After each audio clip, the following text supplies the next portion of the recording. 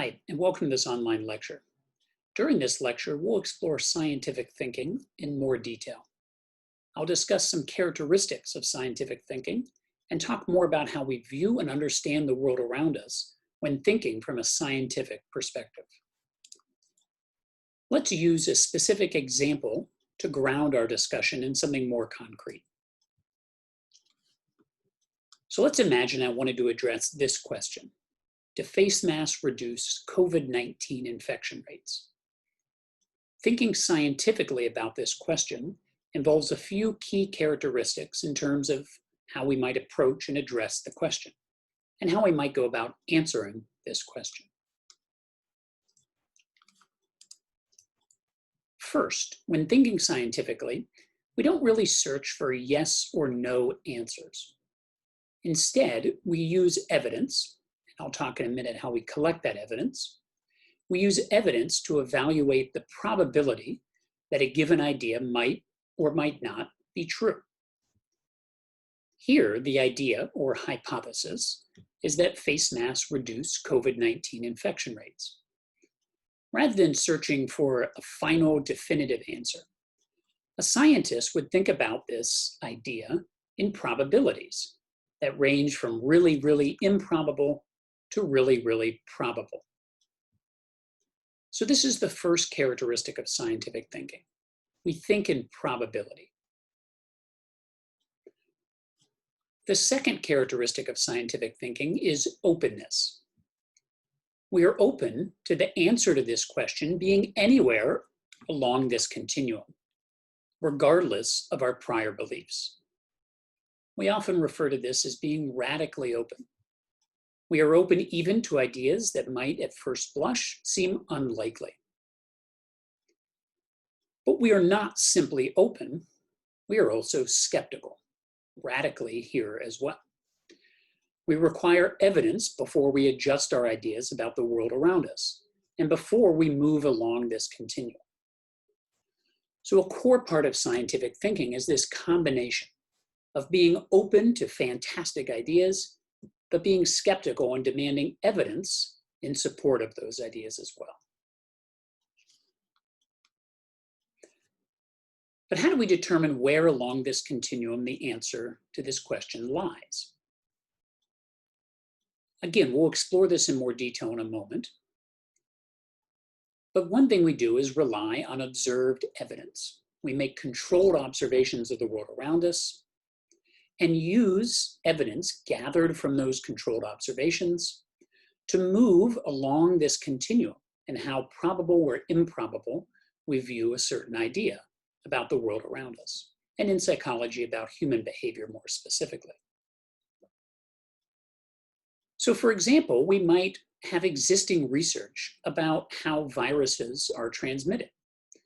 For example, research studies suggest that viruses, such as the virus that causes the disease COVID-19, is often transmitted through respiratory droplets that are emitted when people sneeze, cough, and even talk. Knowing that might give us some increased confidence that this idea or notion that face masks reduce COVID-19 infection rates might be more probable. And we might move ourselves along this continuum toward the really, really probable side of this continuum. Again, with this piece of information we have about how viruses like the virus that causes COVID-19 tend to be transmitted. So we use that piece of information that has been gathered through controlled observations in the laboratory of how viruses are transmitted to adjust the degree to which we view this idea as improbable or probable. And again, we're open to that idea that we have about the probability of this notion changing with additional evidence. So for example, there was a study that was published about a month ago suggesting that in states that passed mandates requiring mask use in public, that COVID-19 infection rates in those states went down after those mandates were implemented. Another piece of evidence that might move us along this continuum as we view this notion as more probable based on that additional piece of evidence. where we compared states that did and did not mandate mask use and monitored infection rates in those two cases, a controlled observation of human behavior that provided evidence that adjusts how probable we view this notion. Such that from viewing and observing that evidence, we might view our answer to this question as, yes, it seems quite probable that the use of face masks reduces infection rates of COVID-19. We may not have perfect certainty ever that that is the case, but in scientific thinking, we think in probabilities. So what is science? Science is a way of thinking. It's the combination of radical open-mindedness to new ideas and unrelenting skepticism that demands that truth be derived from controlled observations of the natural world and careful testing of our predictions and hypotheses. Within science, truth is derived by making controlled observations of the world.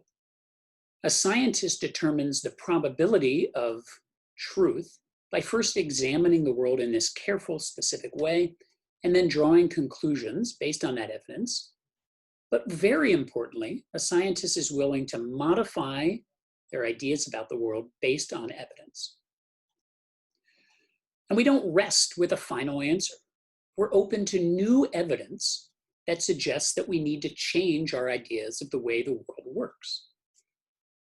So scientists are curious, willing to be wrong. Scientists test their assumptions, and they're okay with not knowing if there is not enough evidence yet to determine how probable or improbable something is.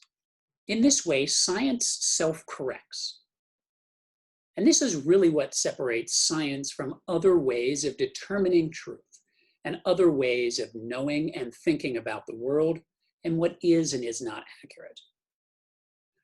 Whereas with other ways of knowing, such as belief or faith or intuition, in science, we constantly change our ideas about the way the world works based on observed evidence.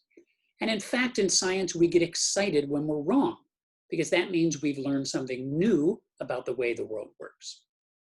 All of our conclusions in science are tentative. And we like when we're wrong and we learn new things, because it means we've increased our understanding of the world around us. Why use science? We use science because it works. It's helped us understand how viruses are transmitted. Scientific thinking has allowed us to save probably millions of lives during this current pandemic. Because we've been willing to adjust our ideas on whether or not things like masks work and reduce infection rates, that's allowed us to be flexible in our behavior and respond to new evidence and implement effective interventions that have saved human lives. Within psychology, scientific thinking has helped us better understand how the mind works, but it's also helped us better understand why people might struggle with mental health problems, might struggle with problems related to anxiety and sadness and depression and loneliness.